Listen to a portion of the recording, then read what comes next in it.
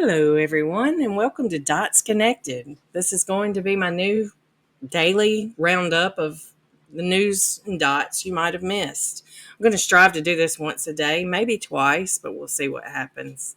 Let's get into what happened over the weekend that you need to know about. First up, and this broke over the weekend, yesterday actually, the Secret Service discovered a suspicious hunting stand with a direct line of sight to where President Trump exits Air Force One at Palm Beach International Airport. Agents found this on Thursday during their advanced security preparations before the president's return to West Palm Beach. The FBI is now leading the investigation. FBI Director Kash Patel confirmed they haven't connected it to any individual yet, but they're not messing around. According to Deputy Director Dan Bongino, they flew resources down there, dismantled the stand, and it's now at the FBI lab. Every forensic tool, digital, biometric, everything is being used to find out who built this and why. Bongino put it bluntly, this is a zero-fail mission. No do-overs. No bullshit.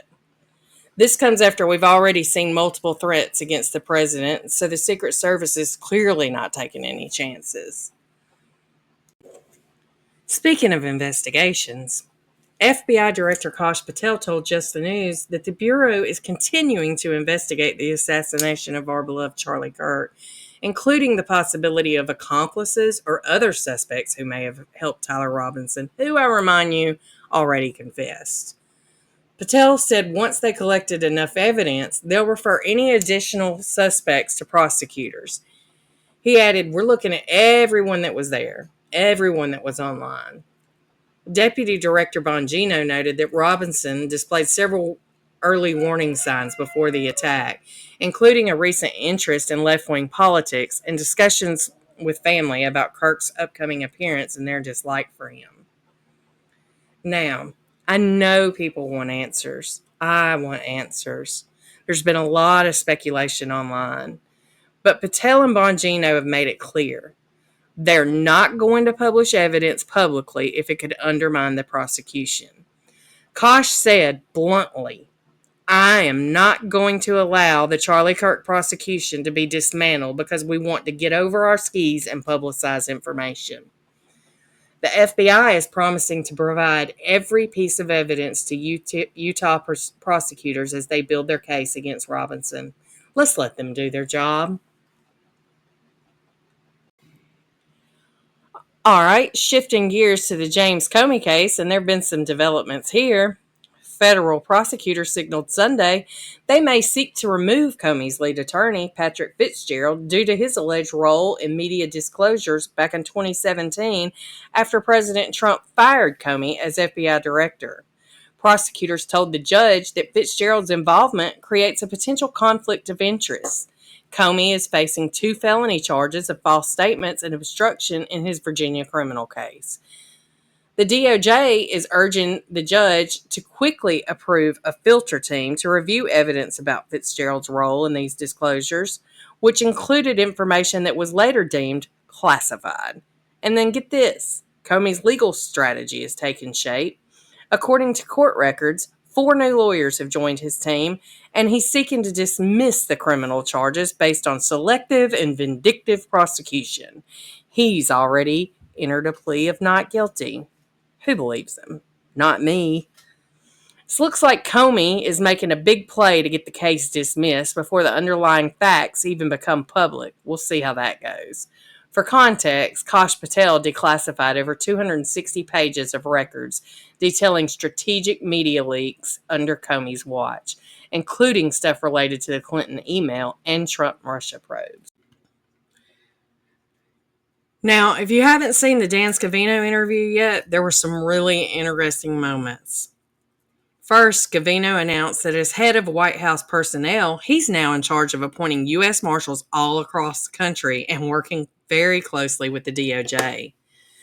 Let's think about the implications of that. U.S. Marshals are responsible for apprehending fugitives, managing federal prisoners, and enforcing federal court orders. Scavino is in charge of putting the right people into those positions. But what really hit hard was when Scavino talked about the differences between Trump 1.0 and Trump 2.0.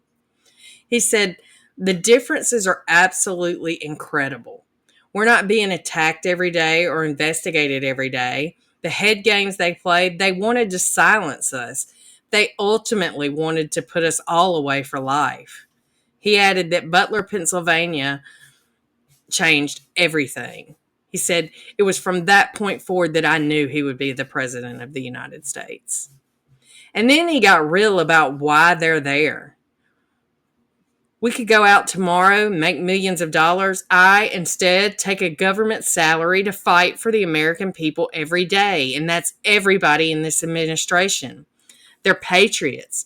And that's why we're here. We're on a mission.